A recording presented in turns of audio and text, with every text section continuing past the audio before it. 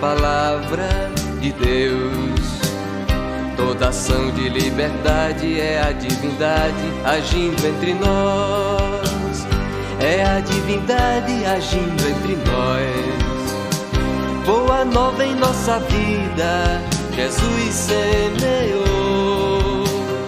O evangelho em nosso peito é chama de amor. Boa nova em nossa vida, Jesus semeou. O evangelho em nosso peito é chama de amor. Boa noite, gente querida. Sejam todos e todas bem-vindos ao nosso curso de Diálogos com o Evangelho de Marcos. E essa é a nossa aula número 3, que vamos ter novos invitados. É um prazer para mim estar com vocês. Meu nome é Diego Pereira Rios, eu sou daqui do Uruguai. Sou parte da comunidade Bremen e da equipe coordenador desse curso. É um prazer e uma grande alegria ser parte dessa iniciativa de compartilhar o Evangelho de Marcos com todos vocês. Olá, pessoal, boa noite. Que alegria estar aqui com vocês mais uma vez. Paz e bem a todos vocês. Vamos começar mais uma nova aula, né, Diego? Uma primeira vez que eu estou dividindo a telinha com você. A comunidade Bremen fazendo presença aí muito legal nesse curso. Lembrando que o nosso curso, ele segue baseado no livro escrito pelo irmão, o monge Marcelo Barros, junto com outros 6 jovens, cujo de título Conversa com o Evangelho de Marcos, um livro da editora Censo. Esse livro, gente, está em promoção durante o período do curso. Vocês podem procurar lá na editora, o endereço vai aparecer aqui para vocês. Tem desconto no livro. E a gente lembra também que no fim de cada aula, a gente vai tem um sorteio do livro, né, um exemplar do livro sendo sorteado. Será lançado no final da aula um card com as regras para cada um poder participar no Instagram do irmão Marcelo Barros. Então, só seguir lá, @irmão Marcelo Barros, e o sorteado ou sorteada receberá o livro enviado gratuitamente, de graça, pela editora Censo. Então, são 2 oportunidades de vocês conseguirem um livro. Uma é comprar lá, aproveitar o desconto no site da editora, ou tentar o sorteio aí, ver quem leva essa sorte grande, né? Nós já realizamos 3 sorteios, desde a aula inaugural até a aula 2, e a gente gostaria de parabenizar os ganhadores, né, de cada um, e para dizer os nomes, eu vou convidar aqui o autor do livro, Marcelo Barros, para dizer o nome de cada um. Boa noite, Luiz Felipe, boa noite, Diego. Boa noite vocês todos, irmãos e irmãs. Estamos muito felizes de anunciar que a primeira pessoa que ganhou, primeira mesmo, porque ela é uma primeira pessoa, foi Tânia Lucas Montes, uma grande amiga nossa, uma irmã que nós conhecemos desde 2014, na época dos encontros, do primeiro encontro de Juventudes e Espiritualidade Libertadora. Eu moro no interior do Rio de Janeiro, em Muquiri, ou Muriqui, né? Não sei se é Muquiri ou Muriqui, mas é o interior do Rio, e é uma pessoa maravilhosa, e para mim foi uma grande alegria saber que o sorteio deu nela, né? O outro irmão que ganhou, esse foi o primeiro, depois o outro irmão que ganhou foi o Elias Antônio, que também nos acompanha, e é de Vitória da Conquista, na Bahia. E finalmente, né, não era justo que ficasse tudo um pouquinho mais para lá, né? O terceiro prêmio caiu para Juliana Paixão, de Fortaleza, no Ceará, onde nós fizemos o primeiro encontro de Juventudes e Espiritualidade Libertadora, né? E onde nasceu o nosso queridíssimo Dom Helder Câmara, que neste domingo nós celebramos o aniversário do nascimento, né? Então, o terceiro prêmio foi para ela. Então, Tânia, Elias Antônio e Juliana Paixão, parabéns para vocês. E é isso, vamos ver quem vai ser o quarto, né, Luiz Felipe? Vamos ver, no final da aula a gente já descobre. Parabéns, pessoal, obrigado, Marcelo. Daqui a pouquinho a gente volta a falar. Vamos então dar início à nossa aula. Vamos começar a chamar os nossos convidados especiais de hoje, que vão ajudar a gente a conduzir esse momento de aprendizado para todo mundo. Eu vou começar chamando aqui, agradecendo a presença deles, que vão estar aqui, e vou chamar a jovem, acho que é a mais jovem de hoje daqui, para dividir a sala com a gente, uma grande militante de São Paulo, uma presença feminina muito firme, Daiane Zito. Bem-vinda, Daiane. Obrigada. Grande feminista, porque eu tenho... militante, porque eu tenho 1,73, né? Aí é por sua conta.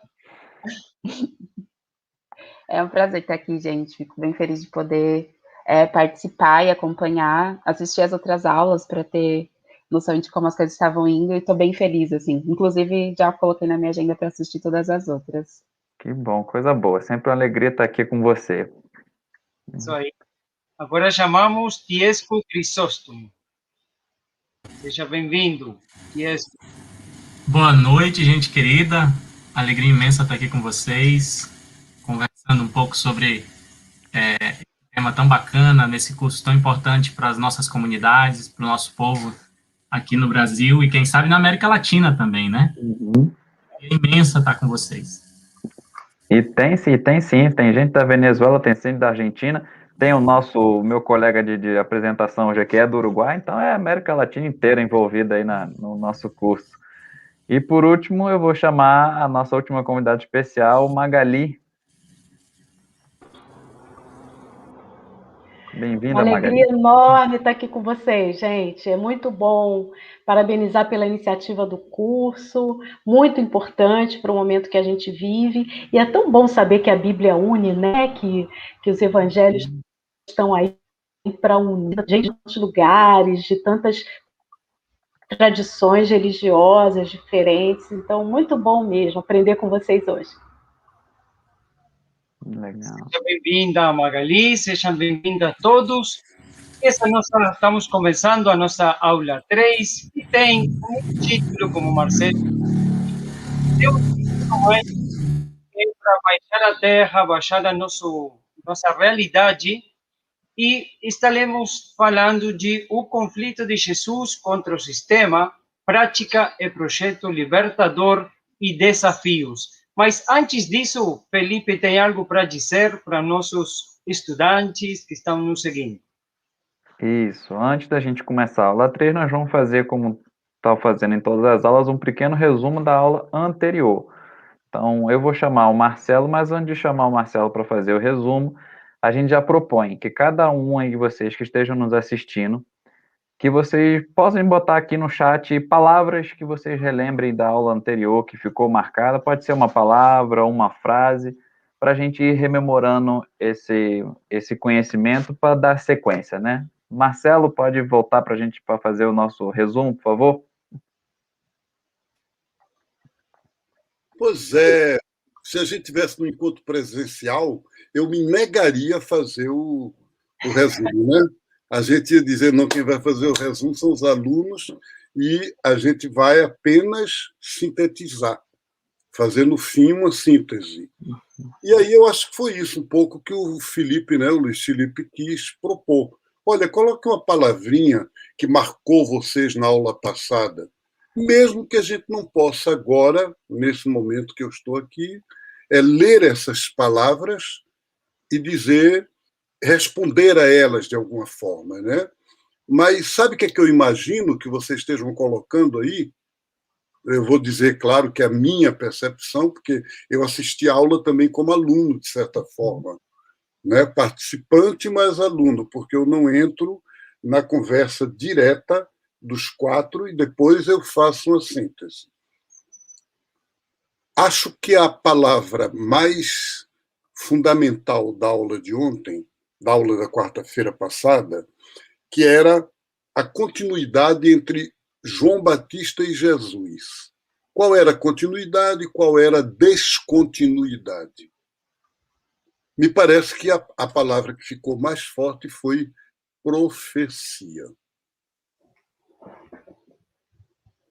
E aquilo que ficou forte mesmo para a gente Claro, algumas coisas foram até novidades. Imagine a Priscila contando para a gente que ela estudou e ela sabe agora que o batismo que o João Batista fazia no Jordão, a palavra grega usada é mergulho, sim, sempre todo mundo sabe que batismo em grego significa mergulho, mas ela diz que é um mergulho usado numa tinturaria, não é um mergulho qualquer, é um mergulho para renovar as cores, para embelezar, para fazer uma coisa nova.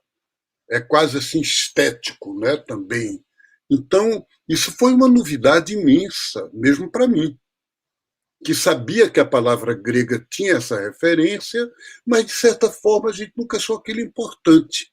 E ela veio e frisou isso com muita força. Depois, e aí sim, a gente insistiu na dimensão profética da missão de Jesus. E que nós, como discípulos e discípulas dele, a nossa fé ou é profética ou não é a fé de Jesus. Então, isso me parece que foi o mais importante, entre várias coisas, né? Assim que o pessoal foi perguntando o que é que significa isso, o que é que significa aquilo, e a gente foi explicando, mas foi isso o mais importante, tá certo? Vamos ficar com isso? O batismo como uma renovação de vida, mas que nos embeleza, que nos renova, que nos coloca numa linha nova, né? Rejuvenesce, vamos dizer assim. Segundo, João Batista e Jesus, profecia. João foi o mestre de profecia de Jesus. Jesus foi profeta porque foi discípulo de João, aceitou ser discípulo. E nós, como discípulos e discípulas de Jesus, nós também temos de aceitar, viver, aprender a ser profetas, todos nós, em qualquer idade, em qualquer situação. Palavra com vocês, Felipe e Diego. Obrigado, Marcelo, por esse resumo. E recordamos a todos os que estão nessa aula e também os convidados que nesse momento todos somos Marcos, né? A leitura, a reflexão que nós vamos fazer do Evangelho de Marcos tem que ver com nossa vida, com que nós somos Marcos. E nesse sentido, também queremos atender a solicitude de algumas pessoas que viram como positivo, a vezes, indicar geograficamente, historicamente, alguma passagem do Evangelho que tenha a ver com o tema da aula. Por isso, agora, Felipe vai nos ajudar a nos centrar num texto do Evangelho que tem a ver com o tema de hoje. Como um guia da gente, nós vamos ver alguns slides, como o Diego já estava falando, e o texto de exemplo do texto-chave. A gente propõe que seja o texto de Marcos 5, do versículo 1 ao 20, que fala do processo Geráseno, isso. Vai entrar um slide aqui para a gente acompanhar o texto.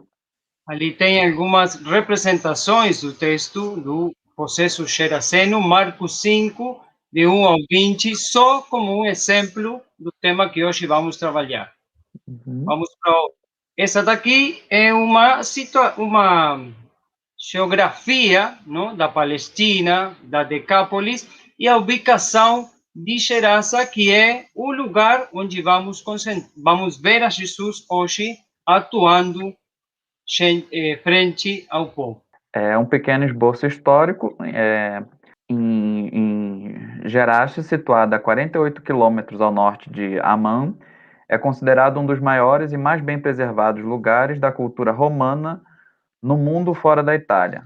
Atualmente, suas ruas, colunas, banheiros, teatros, praças e arcos permanecem em condição excepcional, né?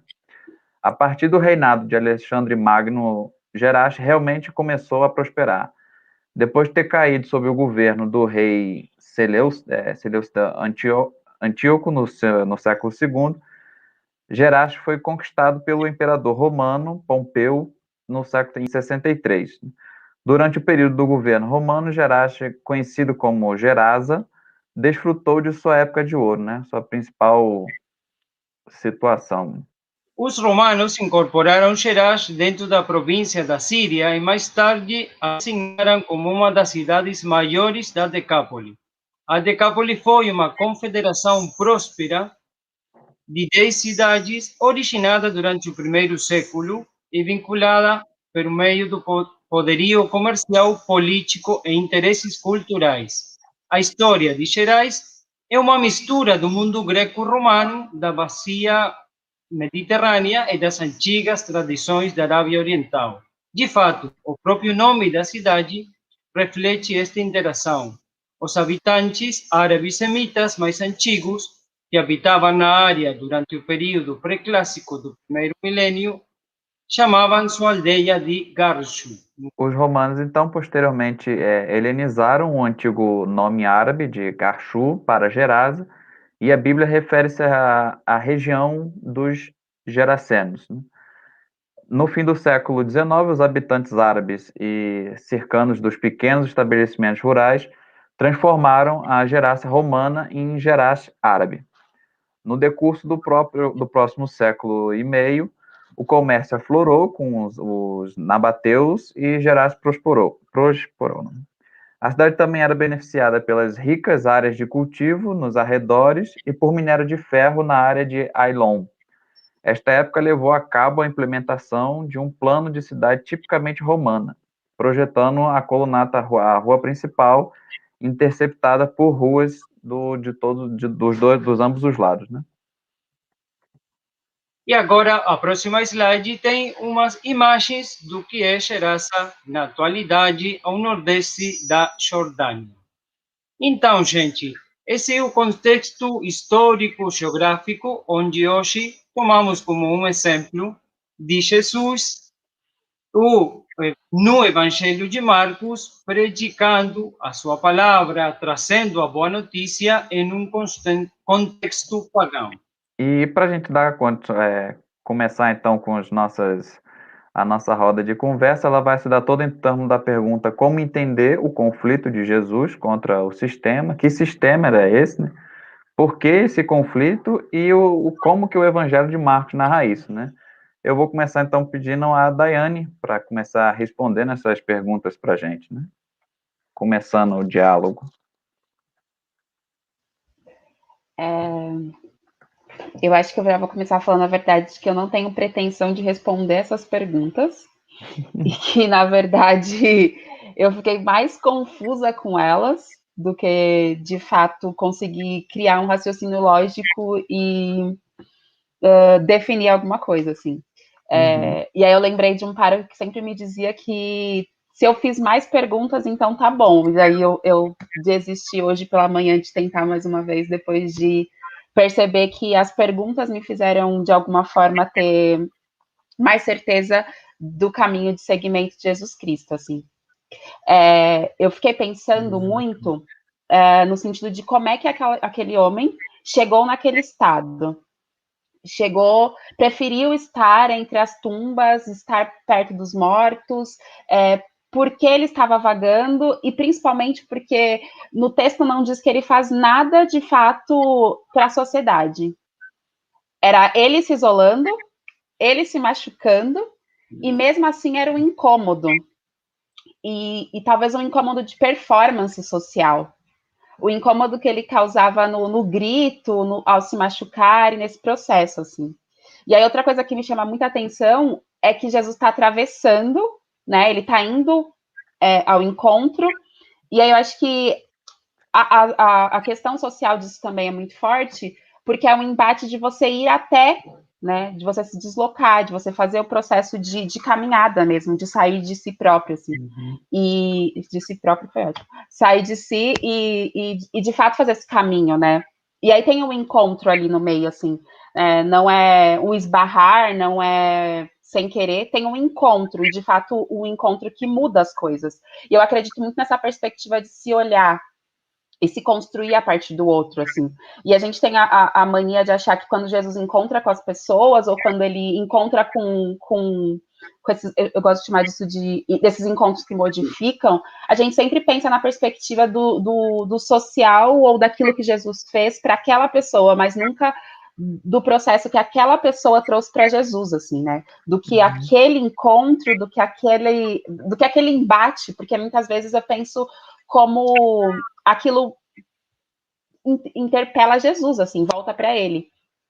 Eu acho que na ousadia de me colocar no lugar de Jesus nos embates sociais do dia a dia, assim, talvez prepotência, mas acho que da forma que a sociedade me vê, eu fazer o esforço de me colocar no lugar de Jesus é também romper com o estigma social, assim, poder dizer que, de alguma forma, o meu corpo hoje, dentro do processo social, das opressões sociais que eu vivo, eu carrego Jesus, e é isso que eu acredito quando eu vou e comum, junto com a minha comunidade de fé disso, e aí de lá saímos todos cheios desse Jesus para que ele se faça vivo em todos os lugares em que a gente esteja. E aí, uma coisa que eu odeio fazer leitura e riscar a Bíblia, né? Porque a minha Bíblia de estudo foi bem cara, eu ainda tô pagando ela. Daí eu fiquei pensando, tipo, meu Deus, eu preciso riscar essa parte da Bíblia. Daí eu fui procurar uma Bíblia muito antiga, que é a Bíblia que eu vivi mais no processo pastoral, assim.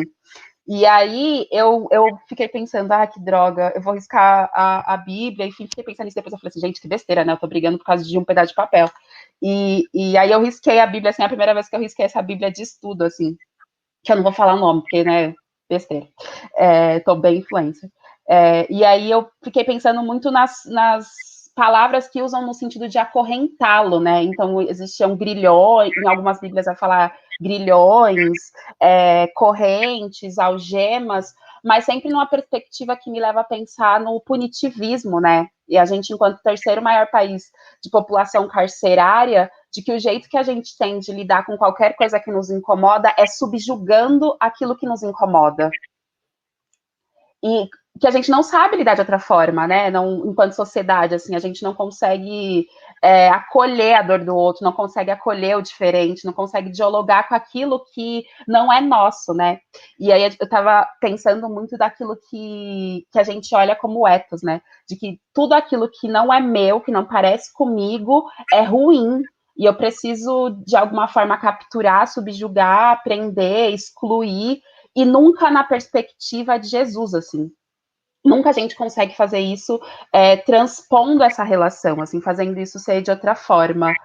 Pensar outras formas de viver, pensar outras formas de lidar com o diferente, né?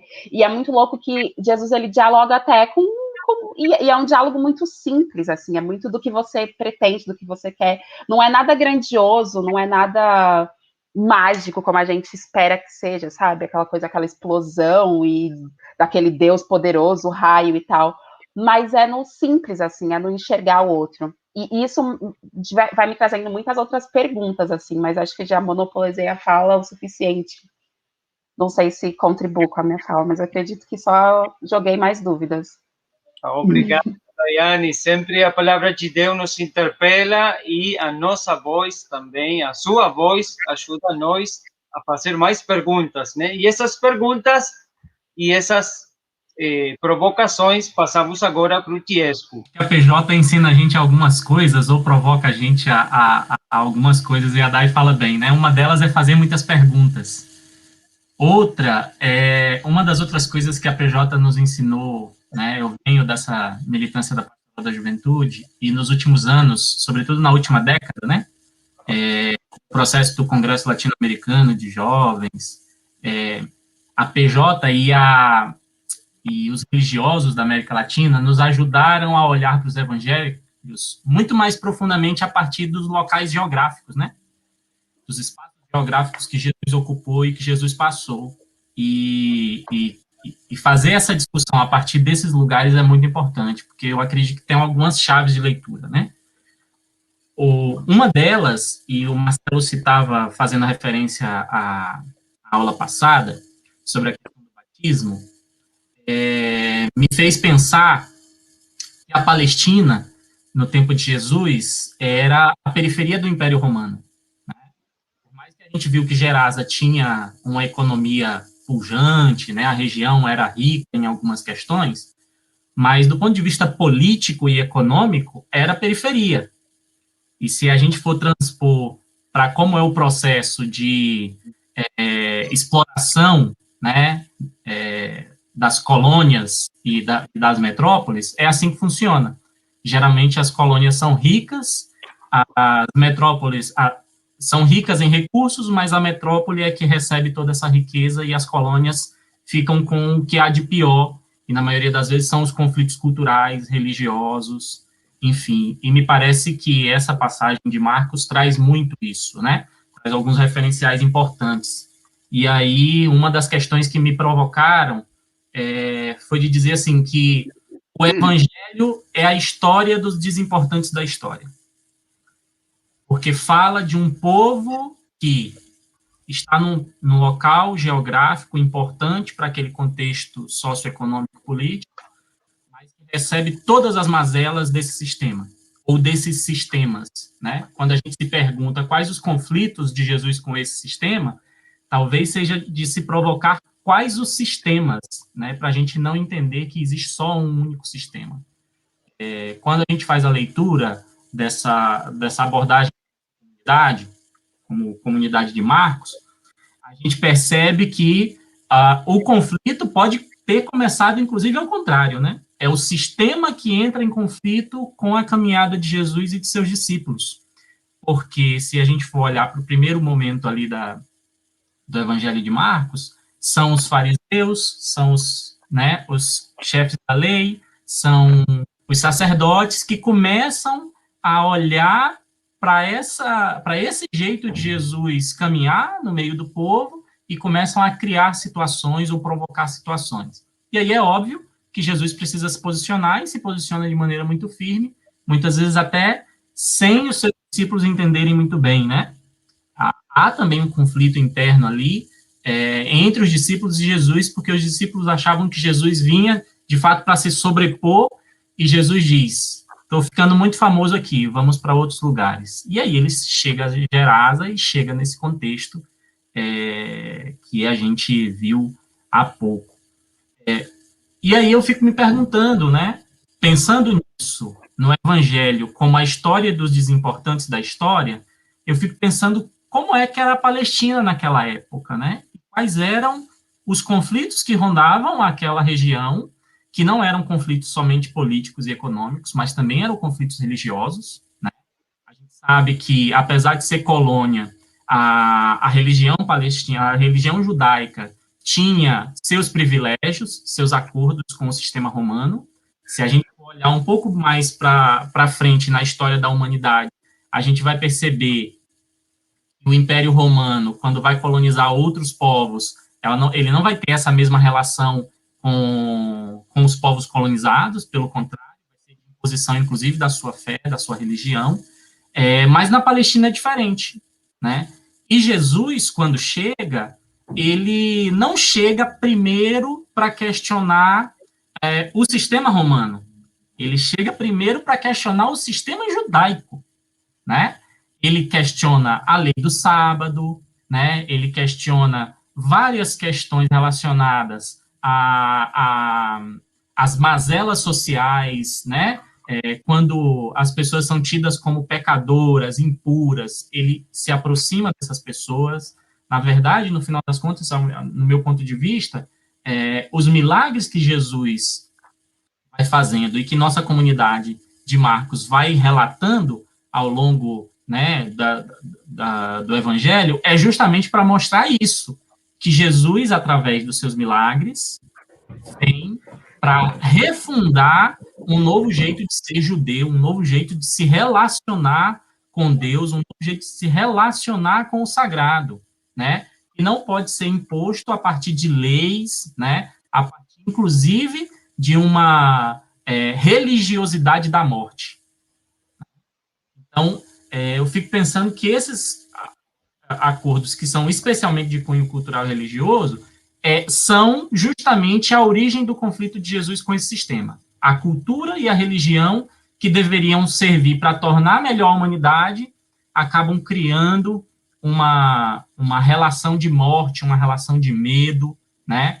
E uma relação de exclusão e opressão entre o povo daquela região, né?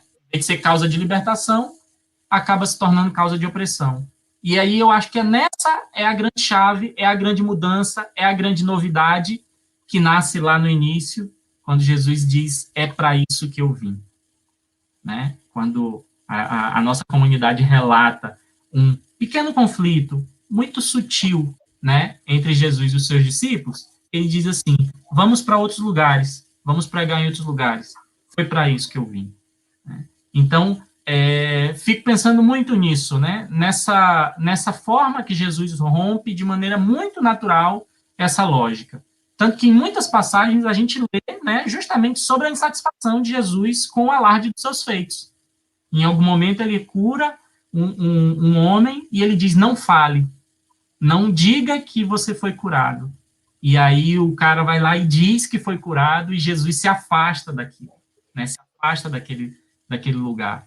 Então, são algumas questões que, talvez para a gente entender como que se dá esse conflito, a gente precisa se aprofundar mais isso, talvez nessas sutilezas da nossa narrativa, né? Nós, enquanto comunidade de Marcos, quando a gente narra, primeiro, a partir de uma perspectiva de fora, porque não estávamos ali no cotidiano do discipulado, do período que Jesus estava conosco, né? E também num período, né? Numa temporalidade diferente. Então, quem sabe se a gente vai percebendo essas sutilezas naquilo que nossa comunidade escreve, a gente vai percebendo que Jesus, ele vem para romper com esse sistema, mas ele não vem necessariamente para, vamos dizer assim, criar um grande conflito, né? Na perspectiva da guerra, como muitos discípulos queriam, né? Sobretudo o grupo dos zelotas queriam que Jesus, e acreditavam que Jesus seria essa figura do rompimento revolucionário, mas a revolução de Jesus é outra, né? Há uma revolução aí, profunda, mas ela é outra. Ela é baseada na perspectiva de retomada da relação de Deus com o homem e com a mulher, né? De relação de Deus com a unidade, na perspectiva da graça, né? Na perspectiva do amor. Muito bem, agora para a gente concluir essa primeira roda de conversa, que já começou muito boa, eu passo a bola para a Magali. Obrigada, gente. Gostei muito de ouvir a Daiane e o Tiesco, né, nesse testemunho inicial da relação com a Bíblia, né, o apego ao livro, que é tão bonito simbolicamente, não querer riscar a Bíblia, né, isso é muito bacana, mas riscou, selecionou lá onde ela poderia riscar, né, esse apego tão bonito, e a experiência da PJ, né, que o Tiesco relatou. A minha experiência vem com a Igreja Metodista, eu sou evangélica da Igreja Metodista, da escola dominical, todos os domingos estudando a Bíblia, desde que eu tinha 12 anos de idade. E depois com os espaços de leitura bíblica ecumênicos, a leitura bíblica ecumênica, a troca, com tantas diferenças, a gente encontrar aquilo que nos unia. E o livro de Marcos, eu sempre tive uma paixão por ele, porque ele é um livro pequenininho em relação aos outros, e no final diz lá, mas tem muitas coisas que Jesus fez e não estão contadas aqui.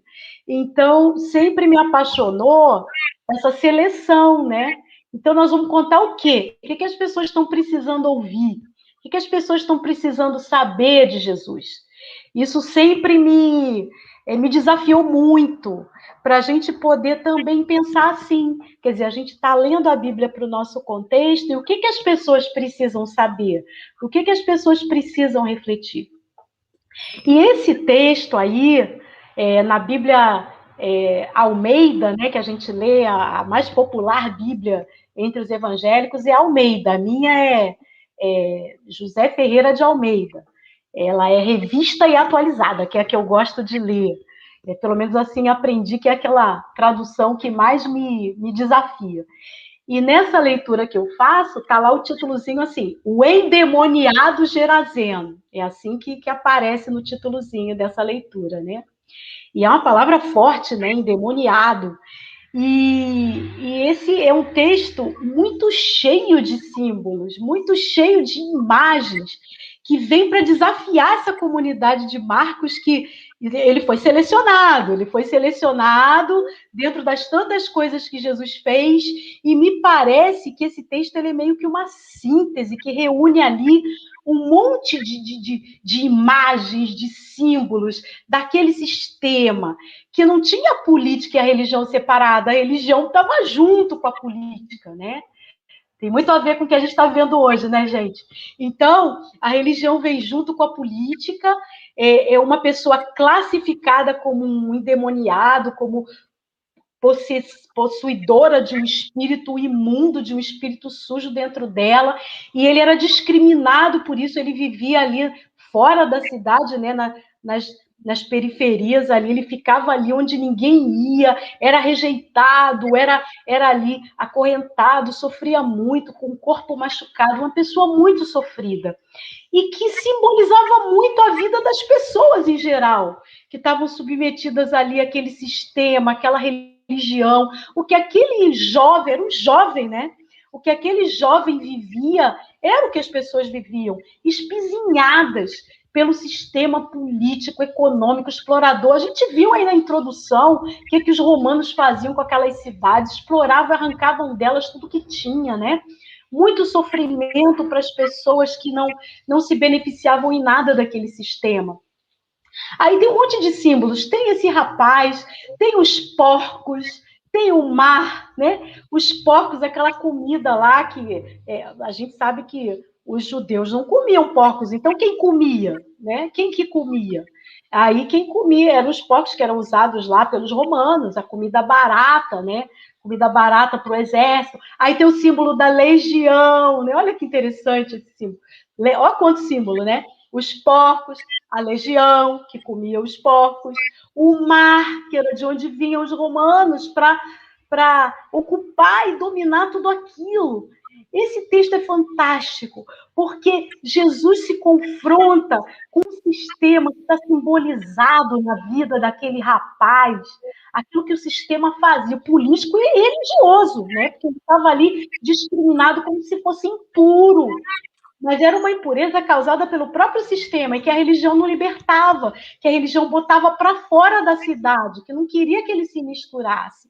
Aí vem Jesus e liberta aquele jovem, né? Liberta com a sua palavra de vida, com a sua palavra de libertação, com a sua palavra amorosa, com a sua palavra misericordiosa, e ele é libertado. E é interessante que para onde vai a sujeira, né? Para onde que vai o espírito sujo, o espírito imundo? Vai para o porco, vai para o... E tem o nome de legião. Bom, dá para a gente estar falando a tarde toda aqui, o tempo todo aqui, a noite toda, o dia inteiro, 24 horas, falar sobre isso. É fantástica essa sabedoria de jogar. E cai para o mar, cai no mar, cai de lá de onde vêm os romanos. Isso é fantástico. Mas isso não é tudo que me chama atenção, não. Vou terminar minha fala aqui dizendo que mais me chama atenção nesse texto não são essas coisas, não. É o final. Porque no final, o rapaz é liberto, os que cuidavam dos porcos saem contando para todo mundo o que aconteceu, e as pessoas vêm conferir, e na hora de conferir, o pessoal não fica alegre, o pessoal não fica feliz, o pessoal fica com raiva de Jesus, com raiva, e fala, vai embora daqui, você está atrapalhando a nossa vida, a gente tem que ter esse sofredor aí, a gente precisa do sofrimento. É o bode expiatório, aquela pessoa que tem que ficar ali sofrendo para os outros viverem bem. Né? Então, eles ficaram com raiva de Jesus e mandam Jesus embora. Isso, para mim, é o ponto forte desse texto que nos desafia. O sistema não quer a libertação. O sistema político e religioso precisam dos sofredores. Isso, para mim, me incomoda. Me chama para a gente quebrar o sistema, é quebrar o sofrimento. E é quebrar quem vive do sofrimento. Quem vive do sofrimento do outro. E que não quer que liberte. E aí Jesus é convidado a ir embora. Vai embora daqui. A gente não quer você aqui. Você está libertando as pessoas, você está atrapalhando o sistema, né? E Jesus, interessante, que Jesus não quer brigar, Jesus não finca o pé, ele vai, ele simplesmente vai. E o rapaz chama, fica com a gente, fica comigo, Jesus, eu não quero que você vá embora, você me libertou. O único feliz dessa história toda, além de Jesus, com certeza, e dos que estavam com Jesus, era o rapaz que foi liberto. E Jesus fala, não, vai para casa, refaz sua vida, volta para o sistema, mas volta refazendo a sua vida. O sistema vai estar lá e você vai ter que saber viver com ele de forma liberta, da forma como você é liberta.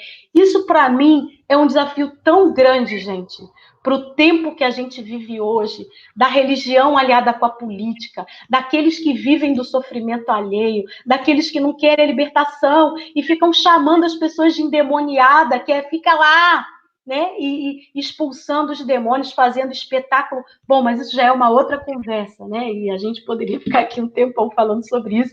E eu paro com esse desafio, a partir daquilo que Tiesco falou, que a Daiane falou, unindo tudo isso, esse desafio da libertação. O que significa a libertação hoje? E a esperança que a gente tem que ter.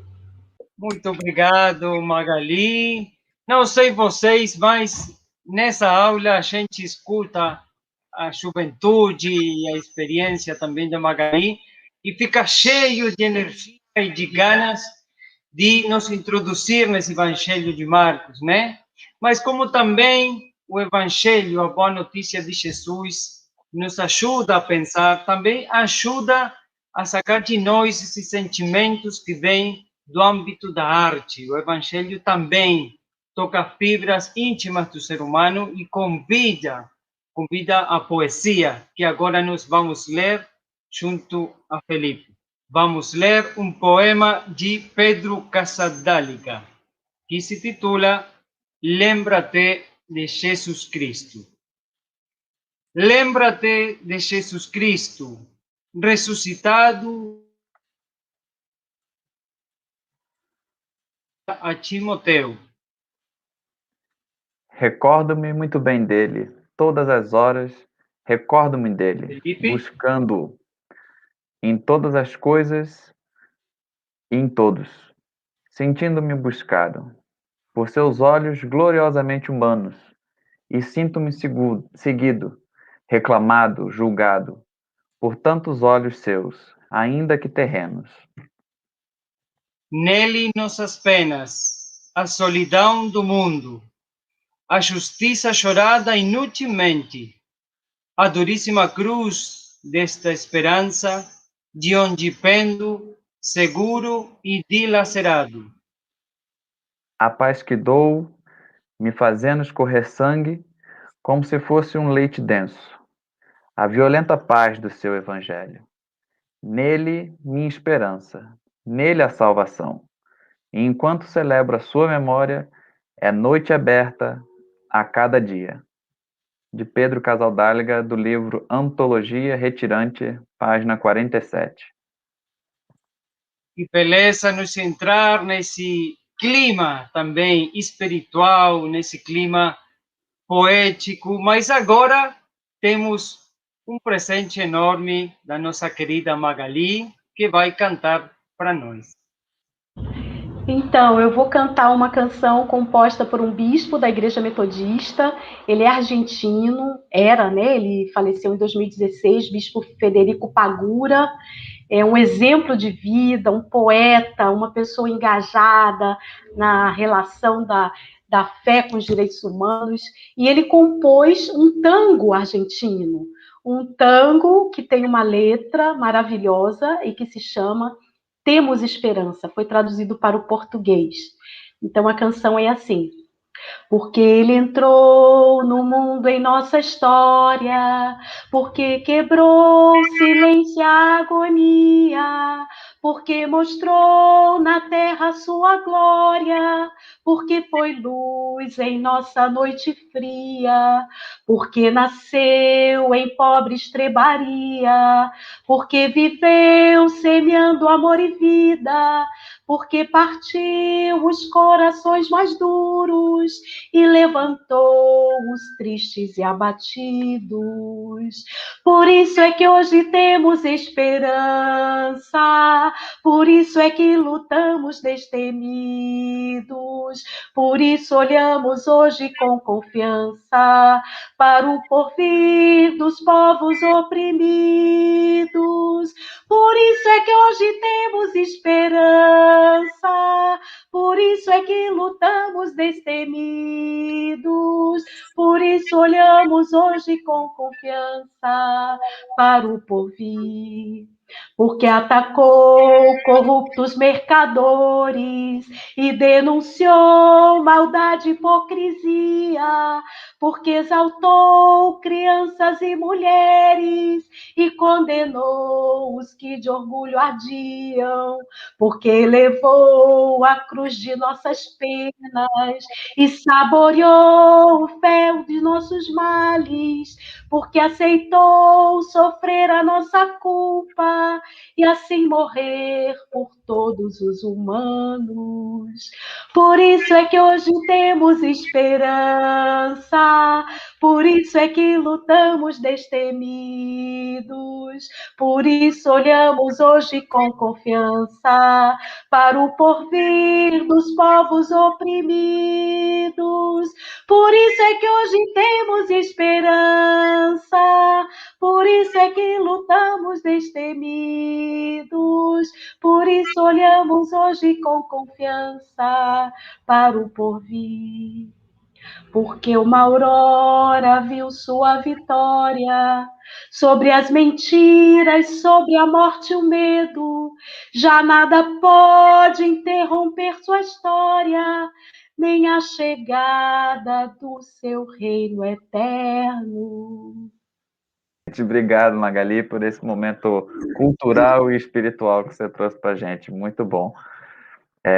Eu vou chamar então agora o Marcelo para fazer a nossa síntese desse diálogo que tivemos agora, né?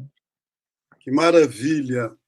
Fico muito contente em ouvir a Magali cantando essa música linda do querido amigo Frederico Pagura. Ele era presidente do CLAI, do Conselho Latino-Americano de Igrejas. Eu tive com ele uma relação, posso dizer, de amizade. Ele é um saudoso amigo e essa, para mim, foi uma homenagem a ele. E fico muito contente que o nosso curso possa lembrar uma figura como ele. Vou pedir ao Anderson que coloque aí na tela para a gente a fotografia do Frederico Pagura. Né? Ele encontra isso e assim a gente pode fazer essa homenagem a um apóstolo do ecumenismo, a um bispo metodista que ajudou muito, muito, muito mesmo a unidade das igrejas na América Latina e também a colocar as igrejas no caminho da libertação. As duas coisas. Então, muito obrigado, Magali. Alegria grande mesmo com isso. Gente, como é que vai fazer síntese de uma coisa tão rica, tão bonita, tão importante? E eu me sinto assim, como se eu começasse a falar, e aí a gente não vai parar. Mas eu gostaria de lembrar alguns elementos fundamentais para vocês que estão participando do curso. Primeiro, é lembrar que os primeiros capítulos de Marcos, Jesus estava expulsando o mal, né? Portanto, o demônio, aquilo que Magali falou que na Bíblia, mas em quase todas as Bíblias, né, se fala em endemoniado, espírito impuro, né? O grego traz um sopro contaminado, né? A gente está no meio de uma pandemia, então a gente sabe o que é o sopro contaminado. Todo mundo sabe. E aí, Jesus expulsou da sinagoga, depois Jesus passou da sinagoga para casa, portanto, daquilo que era a instituição judaica para a igreja doméstica, a igreja nascente, e curou a sogra de Pedro. Estou falando do capítulo 1 de Marcos. Depois Jesus, nem na casa, nem na sinagoga, nem na casa, mas na aldeia. E aí Jesus cura leproso, e este leproso que Jesus toca, Jesus torna impuro, e aí tem que ficar clandestino. Toda essa... Quer dizer, Jesus vai cada vez mais fundo da sua luta contra... O texto disse muito bem, os sistemas, não é o sistema, são vários. Mas o Evangelho diz que tudo vem de uma fonte só. Assim como o amor, todo o amor, vários tipos de amor vêm de uma fonte só do amor, também todo o mal, todos os sistemas do mal têm como personalização isso que Magali falava, o endemoniado, que é o demônio, né? O príncipe do mal. O Evangelho de João vai dizer o príncipe deste mundo, né? E aí, com dimensão social, política, religiosa, cultural, então são vários. O Tiesco tem toda a razão.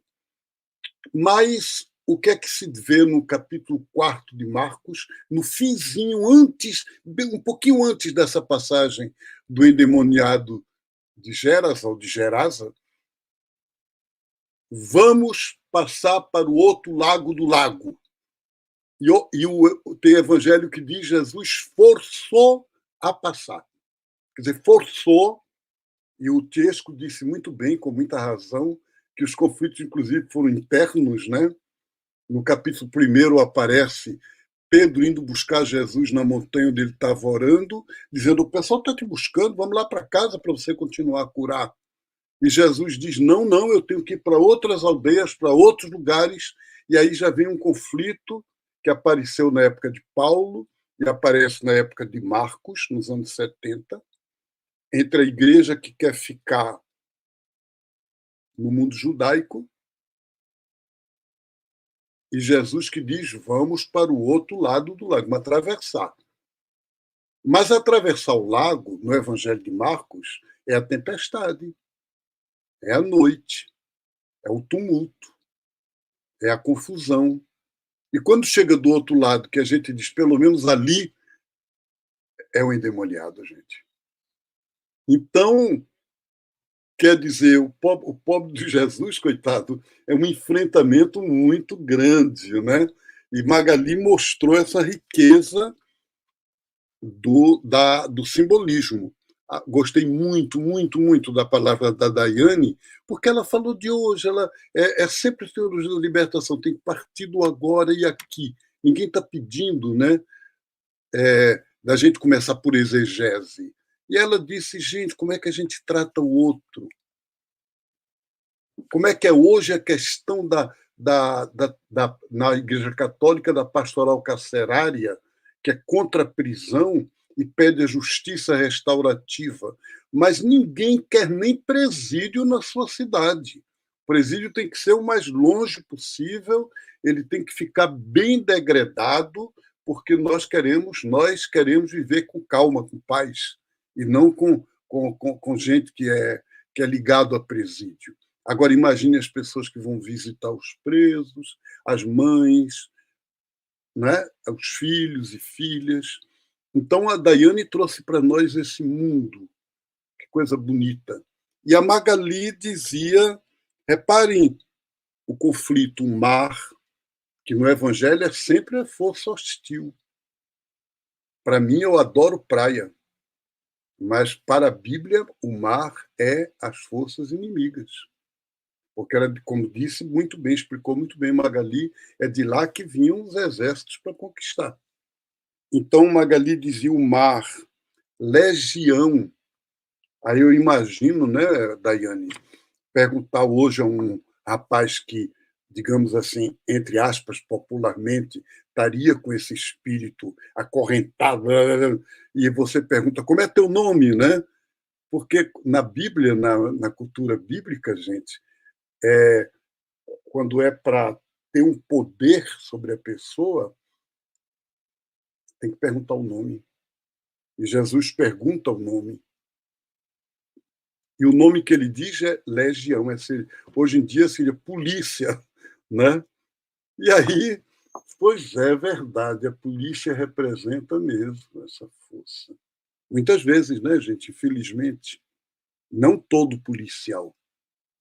Tem policial que é gente muito boa, muito direita. Mas do jeito que, para o imaginário popular e o que a gente vê no Brasil, por exemplo, né? O presidente Hugo Chávez me contou uma vez que na Venezuela isso foi a grande luta dele. É que o pessoal tinha medo da polícia nos bairros. E aí ele dizia, enquanto o pessoal tiver medo da polícia, esse país não muda. O papel da polícia não é que o povo tenha medo da polícia, mas que o povo se sinta protegido por ela. E aí, veja a reinversão, né? E o homem diz legião, mas a legião era romana. E Magali diz, e o símbolo dos porcos? O porco estava na bandeira da 10ª Legião Romana, que ocupava aquela região. Então, o porco também é o símbolo da Legião Romana. Então, nesse sentido, gente, é mesmo um sistema... O Tiesco tem razão quando diz Jesus, o pessoal esperava uma rebelião, uma revolução. A gente vai tratar disso depois, não é esse capítulo agora. Mas, como diz Magali, não dá para desligar. E principalmente naquela época teocrática, né? Religião e política era uma coisa só. Então, foi uma síntese foi uma colocação muito bonita, muito importante. Sabe o que é que me lembrou? Os cursos de Bíblia que algumas pessoas amigas nossas davam, a Mônica Rotterman, com bibliodrama, uma coisa como essa, eu estou dizendo aqui porque estou dando essa proposta para vocês. Como é que é bibliodrama, gente? É o seguinte, você vai fazer o papel de Jesus, você vai fazer o papel do... Né? E aí a gente vai ler dramatizando. E no dramatizar, a gente tem a liberdade de colocar o hoje. Você imagina a riqueza que a Daiane trouxe com isso para nós? E aí a possibilidade que a gente tem da gente vivenciar hoje os conflitos do sistema hoje, dramatizando a história do rapaz lá de Geras ou de Gerasa, não sei qual é que era. Né? Então, que beleza, né, gente? Mas eu não quero ficar falando mais do que isso. Diego e Luiz. Maravilha de síntese, obrigado, Marcelo. E, bom, a gente já está quase estourando, já estouramos o nosso tempo aqui, mas dá tempo da gente finalizar aqui rapidinho. Nós vamos ouvir agora duas perguntas dos nossos companheiros da comunidade Bremem, o Paulo Ricardo, o Paulinho e Márcio Osmar, que vão trazer mais um pouquinho de reflexão, de perguntas, né? Para a gente dialogar aqui rapidinho. Boa noite, pessoal. Boa noite, meus irmãos de comunidade. Alegria estar aqui novamente com vocês. Meu nome é Paulo Ricardo, sou membro da comunidade Bremem, animador Laudato Si. Queria fazer uma pergunta que talvez possa nos ajudar, né, diante desse tempo que nós vivemos. Como que hoje nós podemos viver este ministério de Jesus no combate ao mal, no combate às injustiças sociais, no combate à fome, ao desemprego, à violência, à pandemia, neste cenário triste, terrível de crise sanitária, mas que também é uma crise econômica, uma crise ética. Como que nós podemos vivenciar, né, viver em nossas vidas este ministério de Jesus, combatendo esses males e as injustiças sociais de nosso tempo? Olá, sou Márcio, sou aqui da Diocese de Floresta, no sertão de Pernambuco, sou catequista e nessa aula de hoje eu venho com uma provocação, uma pergunta e ao mesmo tempo uma provocação. Como hoje podemos fazer esse ministério de Jesus no seu combate contra o mal? Uma boa aula e um abraço a cada um de vocês. Damos graças a Paulinho e a Márcio pelas perguntas que giram em torno, e aqui voltamos a palavra a nossos convidados, um minuto e meio, acerca de como podemos fazer hoje esse ministério de Jesus no combate ao mal. Daiane, começa você. acredito que para romper com esses grilhões que nos prendem, para sair desse lugar de comodismo, às vezes, até, para fazer com que esse ministério, de fato, seja um ministério que proclame, que não anuncie o bem viver, a gente precisa humanizar as dores, as diferenças e, sobretudo, se humanizar e se perdoar nesse caminho também, né? Então, para mim, a palavra-chave desse processo é humanizar, né? Humanizar o caminho, se humanizar, humanizar as nossas relações e entender que é só caminhando junto, assim, né? Olhando para o lado, para frente, para trás, para quem está ao nosso entorno, enxergando as pessoas como pessoas, assim, né? E aí isso vai fazer com que a gente consiga, de fato, fazer esse ministério. Uma das chaves também que é muito importante nesse processo é essa escuta afetiva, assim, eu tenho insistido e batido nisso de que a gente, para além de pensar o lugar de fala, é pensar essa escuta afetiva, assim. Se a gente, de fato, internalizar afetivamente as outras partilhas, teremos um mundo melhor, assim, nesse sentido. E não um mundo melhor fantasioso, porque eu acho que eu já apanhei tanto na vida que não dá para brincar de conto de fadas, mas um mundo melhor no sentido de vivência mesmo, de experiência, assim. Obrigado, Ariane. Tiesco. Eu creio que essa mudança de atitude que a Dai fala é fundamental. E a narrativa dos evangelhos nos ajuda nesse sentido, né? Para nós não corrermos o perigo de cair nas mesmas armadilhas, né? Nós sabemos que o sistema ou os sistemas, eles têm muitas armadilhas e eles são bastante convincentes. Basta ver para a realidade brasileira que a gente tem vivido hoje, como que as religiões acabam caindo no mesmo erro, né, das religiões daquela época, de se seduzir, né, por esse processo. Então, eu acho que olhar para a narrativa do Evangelho, olhar para as narrativas da comunidade, pensar assim, pensar mais como Jesus e atuar mais como Jesus do que mesmo dos seus discípulos, né? Quando eu lia e pensava nesse encontro de hoje, eu ficava pensando assim, ser mais discípulo de Jesus, ser menos discípulo dos discípulos de Jesus. Ser mais seguidor de Jesus, ser menos seguidor das religiões, né?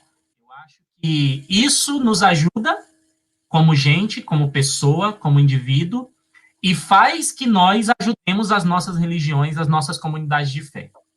Se nós construímos uma atitude de seguidores e seguidoras de Jesus, né, se espelhando na figura de Jesus, a gente se ajuda e ajuda o outro, ajuda a outra e ajuda as nossas comunidades de fé também. Obrigado, Tiesco. Magali, com você. Eu assino embaixo do que a Daiane e o Tiesco disseram. Eu acho que são desafios que a gente tem que tomar para a gente, eles são urgentes. E eu vou acrescentar uma coisa que eu acho que a gente tem que copiar de Jesus, dessa experiência aí que ele teve com aquele jovem. Chamar o mal pelo nome. Eu acho que a gente chama pouco o mal pelo nome. A gente fica usando generidades, coisas genéricas. É isso, é o mal, é o sistema, é a ideologia, é isso, é aquilo. Às vezes, nossos discursos têm muita coisa genérica, mas aonde está o mal exatamente? Né? O exemplo que o Marcelo deu, se fosse aquele jovem hoje, quem que ele chamaria o nome daquele mal, né? É polícia, é mesmo. Mas não tem só polícia, tem outras coisas que eu não vou nomear aqui, vou deixar o exercício para quem está participando do curso pensar, né? Se a gente fosse dar nome para o mal hoje, que nomes a gente daria? Muito obrigado aos três pela essa aula, estar juntos e agradecendo a sua presença. Eu já me vou despedindo também. Felipe, Marcelo. Eu vou... Sempre em cada aula eu coloco uma pergunta, né? Uma tarefa.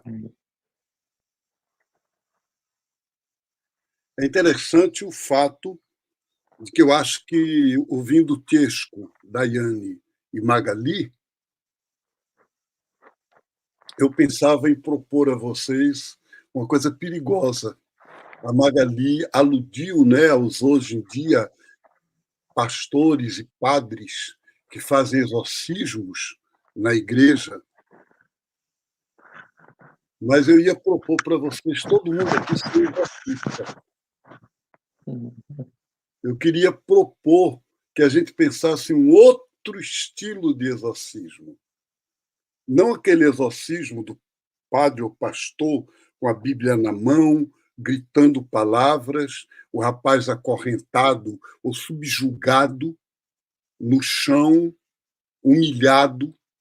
Não esse tipo, isso não é o exorcismo de Jesus. O exorcismo de Jesus é colocar a pessoa de pé. O exorcismo de Jesus é valorizar, é devolver a pessoa a si mesmo. Aquele homem estava acorrentado e estava convivendo com a morte, como disse, acho que Daiane, né, que ele vivia nos sepulcros, estava vivendo fora e tal, exatamente porque ele estava alienado de si e do mundo. E o exorcismo de Jesus é refazer a humanidade, né, humanizar, que a Daiane falou. Então, eu queria propor a que todos aqui assumissem essa função de exorcistas, laicos, leigas, laicas, e esse exorcismo fosse um exorcismo social. Não é mais uma pessoa que precisa de ser tirada a energia ruim. É uma sociedade que parece que está aí não apenas contaminada pela Covid, pelo vírus, mas contaminada por tudo isso que vocês sabem. A discriminação social, o racismo estrutural, a violência, a homofobia, enfim, tudo que vocês conhecem. E aí todo mundo aqui tem essa missão de exorcizar. E o meio de exorcizar é isso que vocês escutaram deles, eu não vou repetir. Mas eu vou dar a tarefa para a próxima aula. E sabe qual é a tarefa? É que se Jesus estivesse aqui ocupando uma dessas janelinhas, aqui eu ia perguntar para Jesus, Jesus, e você conseguiu? Ele enfrentou o sistema, você venceu? E aí ele vai dizer, rapaz, sabe o que acontece no Evangelho de Marcos? É que parece que eu não consegui. O Evangelho vai contar daqui a pouco, no outro capítulo, isso que Magali disse, que o próprio pessoal de Gerasa, né, mandou ele embora, disse, não quero você aqui, prefiro os porcos, né, que foram para o abismo, quer dizer, foi uma barbaridade, mas também o pessoal de Nazaré, da cidade onde ele nasceu, ou ele viveu, ele cresceu, quer dizer, o pessoal disse, não quis saber dele, e ele teve que dizer, nenhum profeta é bem aceito em sua... Então ele fracassou. E aí, essa sensação, as pessoas foram para ele e disseram, e aí, o que você anunciou, o reino de Deus vai chegar, mudem de vida, lá no batismo com João, né? Vamos ver uma vida nova, é o êxodo novo, atravessou o rio, como o povo atravessou o Mar Vermelho para conquistar a terra. Cadê o reino? E aí eu queria que vocês exercissem o seguinte, leiam o capítulo 4 de Marcos, e descobrir até que ponto o capítulo 4 de Marcos responde a essa pergunta. Se Jesus respondeu com o capítulo 4, com as parábolas do reino, em que sentido as parábolas do reino respondem ao aparente fracasso dele? Se fosse vocês, lendo hoje, dá para responder por que é que nós da educação popular, das SEBs, da teologia da libertação, não conseguimos, e desde 2000 e alguma coisa, 2012, 2014, que a gente vem de derrota em derrota, de derrota em derrota, de derrota em derrota, e falando o povo unido jamais será vencido, e bate. Nova, né? E nós tivemos uma agora há pouco, né? Então, como é que a gente responde isso? Vocês vão me responder, gente? Essa é a tarefa para a próxima aula. Luiz, com você para fechar o assunto. Muito bem, gente, que aula maravilhosa. Agradeço vocês de novo aí. Obrigado mais uma vez por estar aqui com vocês também. É sempre um aprendizado muito grande ter essa pluralidade, essa diversidade de gente aqui dialogando com a gente. Então, deixo aqui meu boa noite a todos, até a próxima. E aí, Marcelo, você vai convidar a bênção, né? Pois é, a gente geralmente pede, né, uma das pessoas que os três não vão poder assim falar, não estão num lugar só.